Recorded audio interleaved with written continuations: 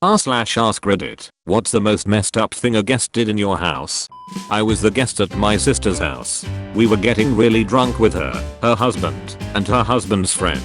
I needed to pee, and her husband told me to go pee in the bush behind his garage. So I stumbled over there and whipped out my junk and began to take the longest piss of my life. About 4 seconds and I heard a sound coming towards me. It was my sister's big, dumb, beautiful golden retriever. Jasper, the dog, is a real attention whore. Apparently he wanted to get my attention while I was peeing, so he ran under the stream and tried to roll around in it. I pinched off the stream at great personal peril and spun around 180 degrees and let the stream go. Jasper thought this was a new game. He ran around me and started playing in the stream again. In my drunken state I started to aim off to the sides. But Jasper was not as drunk as I was. He reacted to my evasive maneuvers much quicker than I expected. He bit at the stream and frolicked in it until my bladder was empty. Then, with a big dumb grin on his face, Jasper ran back to my sister. I had to follow him and tell everyone not to touch the dog because he had just been playing water sports. My brother-in-law's friend laughed so hard he nearly fell into the fire pit. The dog got bathed and couldn't have been happier. My sister was mortified. Her husband thought it was hilarious. My parents bought a full-size terracotta soldier that they had shipped home when they were visiting China. About a year later, when my parents weren't home, my grandpa painted it solid gray because he thought it looked worn and dated. I was at a party and I hear the host yell OMG, who threw up on my dog. Dog was a shepherd mix, a bit stout, so he was walking around with a puddle of puke on his back, like it was a saddle. After my mum passed away, her elderly friend came to visit. She asked me for wine. She pounded back 4 glasses. Then she whipped out a handful of sleeping pills and downed those. I freaked out. She said she did it all the time. She then proceeded to fall off the chair. She tried going upstairs and started to fall. I caught her and half carried her to bed. I heard her fall hard on the floor. She was laughing and delirious. She was 74. I wanted to call an ambulance, but she flat out refused. I put her back in bed. Rinse and repeat 3 times. The next morning I asked if she had other friends she could stay with. I drove her to them. This was at my grandmother's funeral. She was a well-known lady, so many people came to her funeral. What happened while we were all grieving was a bunch of people decided to steal a whole bunch of random crap.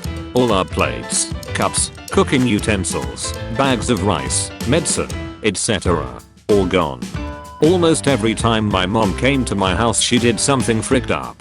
She would break things or decide something needed fixing and call up whatever repair or service person was and then just present me with the bill when I came home from work. She flooded my kitchen once, which leaked out all over my living room and warped my hardwood floors. I came home once and she had repainted my kitchen. But the worst was when she left candles burning and we woke up to my living room in flames. Almost killed us both. I live in Asia now, in a small studio apartment. So even when she comes to Asia, which has only happened once so far, she can't stay in my home. He was sleeping over, and in the middle of the night I see this dude punishing the crap out of his meat. I swear this dude sent it to the freaking shadow realm. We had a house guest staying for a week while he interviewed for jobs in our area. He was told that there was just one major house rule: do not let our cat outside. He's an indoor cat only and has never been outdoors on his own. Well, we came home from work one day that week and found that he had left the sliding glass door and screen to the deck open while he went for a walk. The cat was gone, nowhere to be seen. We searched the neighborhood and enlisted our friends to help. Our beloved pet was missing, and the house guest couldn't understand why it was such a big deal. At that point, I told him that our cat meant more to us by far than his so-called friendship, and out he went, not to return. Miraculously, long after we had given up hope, one day Mr. Kitty returned, sitting on the deck, meowing through the screen door. I had a friend that spent the night over at my house when I was 9. She accidentally crapped her pants overnight, but instead of going to the bathroom, she just took her underwear off and threw it under my bed. After she left, my mom told me my room smelled terrible and she couldn't figure out where it was coming from. Eventually, we found her dirty poopy panties under my bed. After that, she was no longer allowed to stay over. Eventually she invited me to her place for a sleepover. Since she only had one bed, we had to share it. I woke up in the middle of the night, soaking wet and freezing cold, because she had wet the bed and me. I had to lay in that bed all night, just hoping that morning would come soon, so I could get up and take a bath.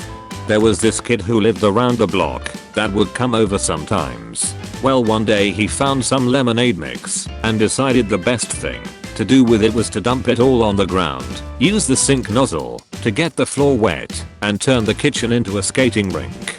Why the lemonade mix was necessary I have no idea, but that was a really fun day until my parents came home.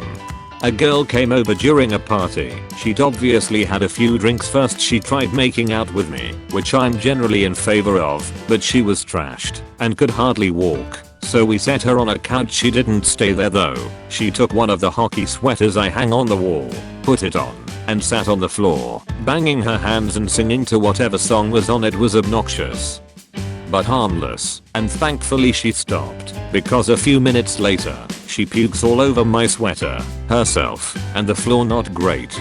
We get her to the bathroom, where she promptly passes out, which is generally a good spot to do so, except when it's 10 PM and people are still coming over, and there's one bathroom in the place. We eventually just unlock the door, find her sleeping naked in the bathtub, in her own puke, happy as frick, thanking us for inviting her, etc. We left her there, drew the shower curtain, and she either passed out or got to hear everyone piss for the night. She woke up at around 4 AM and climbed into my bed, where I was blissfully sleeping. Keyword was, had to call her a cab and pay him up front because, shockingly, she lost everything she owns in someone's car. Then I got to throw my sheets and blankets in the laundry and sleep on the couch. We are still friends. She's apologized plenty, but that wasn't a good night for her. This a-hole kept the faucet running overnight in a plugged up drain. Drain was clogged because it had been cleaned by the owner earlier in the day, and woke up to see water pouring through the light fixtures in the basement. The owners were my parents and the guest was me.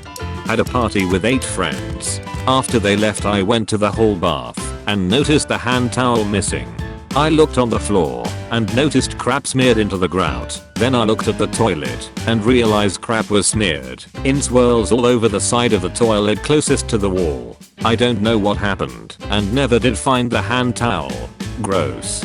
Friend living in Europe came to US to visit family. Her husband was here for a couple of weeks, but went back to Europe for work while she stayed with us for the summer.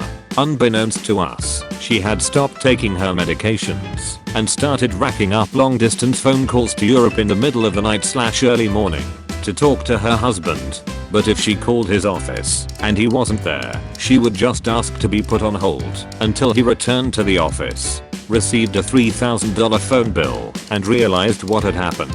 Thankfully, our phone company at the time listened to my story and agreed not only to set us up with an international plan to call Europe cheaply, but they made it retroactive to when she started staying with us. $3,000 became less than $200. She got up at 3 AM on a freaking Wednesday and proceeded to make special stew. Special stew was literally every single meat from our freezer, water, and ketchup. Oh, and not to mention, she sobbed loudly while doing this. Also broke 3 knives trying to chop a frozen ham. Frick you, Ian. I'd also like to give an honorable mention to the guests that tried to kill my cat. Frick you guys to Josh and Wesley. We have a backup key hidden somewhere outside the house. Once, my sister locked herself out while with some friends, so she got the backup key, and so her friends knew where the key was hidden. Flash forward some time and we are coming home after going on vacation, and we find our house was broken into. Nothing was stolen, but all the furniture was flipped upside down. Turns out my sister's friends did it as a prank. In retrospect it is fairly funny, but my parents flipped crazy over it. When I was in high school I was having a party at my parents' house when they were out of town. My buddy Derek was not feeling well and really needed to take a dump. Apparently all of the bathrooms were occupied at the time of the emergency, so he ran into the garage, pulled his pants down, and all over the garage floor. When I was young I was in Cub Scouts, and we decided to build all our Pinewood Derby cars at my house one year.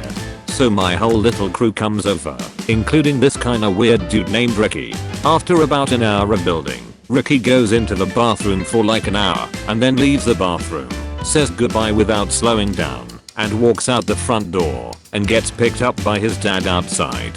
My dad was kinda like WTF, so he goes and looks at the bathroom and goddamn, there was tiny little crappy fingerprints on literally every surface of our bathroom. Like seat, handle, toilet paper, walls, sink handles, soap bar, goddamn everything. And yes, we had to clean all that crap up. But Ricky ended up with the nickname Dicky Crap Prince, so jokes on him I guess. Happened to a friend. When we were younger, this kid came over to his house and took a crap and didn't flush or use toilet paper. Then, a few weeks later, when my friend went over to his house, he was going to return the favor, but lo and behold, there was already crap waiting for him.